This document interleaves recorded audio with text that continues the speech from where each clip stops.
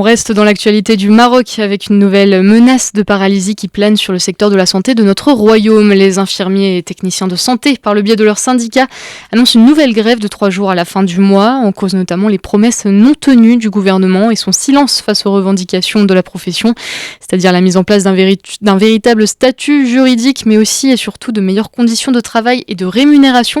C'est ce que nous explique Fatima Zahra-Belline, membre du Conseil national du syndicat indépendant des infirmiers et techniciens de santé.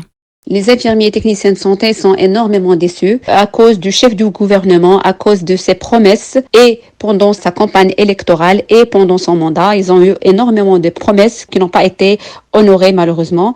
On tient à ce que l'infirmier et technicien de santé puisse voir ses revendications sur le terrain. Et sinon, on a eu plusieurs journées de grève, une première, puis 2 journées, puis 2 autres journées. Et actuellement, on est à 3 jours de grève, comme cité dans notre communiqué. Les journées de grève actuelles ne seront pas les dernières si le chef du gouvernement ne prenne pas vraiment nos revendications au sérieux. Actuellement, les syndicats du secteur, ils ne parlent plus de revendications matérielles, mais il s'agit surtout de dignité. On ne comprend pas comment on arrive à signer un accord, puis ne plus en parler comme si rien n'était. C'est un non-respect des institutions constitutionnelles. Les syndicats sont une partie prenante dans la gestion de l'amélioration du service public. C'est complètement incompréhensible que le chef du gouvernement et que le gouvernement actuel puissent les écarter de cette manière.